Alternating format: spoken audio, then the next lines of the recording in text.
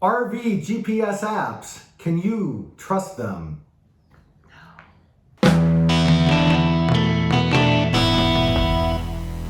We have a trip coming up to Sequoia National Park, a place we've been to over a dozen times, so we're familiar with the journey, how to get there. We typically drive Highway 99 up through Visalia and Three Rivers. That route works great to get to Lodgepole Campground if you're in a car. But this next trip we have coming up, it's going to be our first time going to Sequoia in an RV, towing a trailer. And we know from past trips that there's an issue on the main road. So if you are pulling a trailer, you cannot take this route that he just described because there is a maximum length allowed on this stretch of road. You have to go another route in order to get your trailer up, which is actually further up around into Kings Canyon. You got to go a little bit more north and go into the Kings Canyon entrance and then swing back around to Sequoia and the Lodgepole campground. Yeah, so we know this, but I thought it'd be interesting just to see if there was any other navigation tips we would get from the apps. And so I started with RV Life, which I've used a couple of times before. That's what I used. Yeah, for the same trip, yes. Right? Yeah. It worked. It was a great app for us when we did our trip to Utah a year ago. It helped us out with that. But when I put in Lodgepole Campground, it told me to go through Visalia, Three Rivers.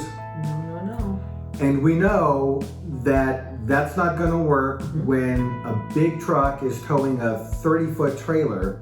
So I thought, that's interesting. And if you get to a point where you get to the Sequoia National Park entrance and they say, sorry, you cannot bring that trailer any further, it's really, really, really difficult to turn around.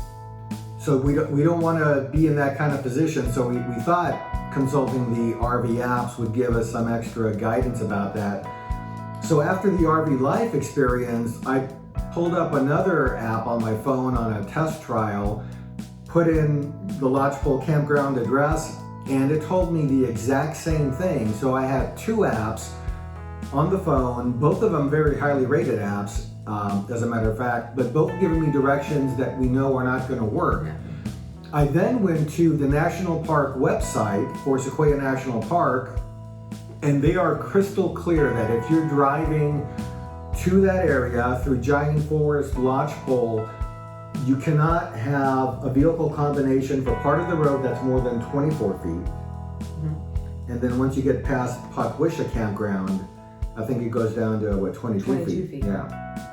So the tip here is if you're relying on GPS apps on your smartphones, on your computers, if there's another source to consult, such as the National Park website, recommend to do that, because you'll either corroborate that the information on the app is correct and you'll just have that much more confidence, or you'll learn that for whatever reason, the guidance that you're getting on your app might lead you astray. So better to have, I guess the old adage is measure twice, cut once.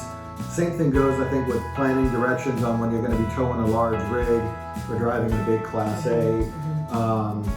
It holds true for other national parks. It holds true for desert as well as mountainous driving.